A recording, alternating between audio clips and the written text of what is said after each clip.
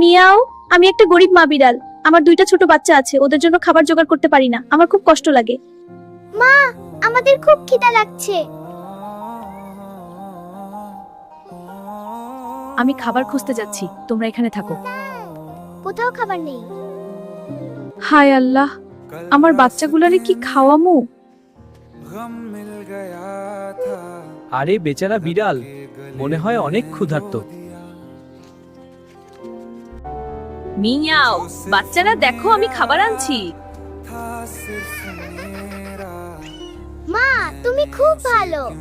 হ্যাঁ, এখন সবাই মিলে খাবার খাই।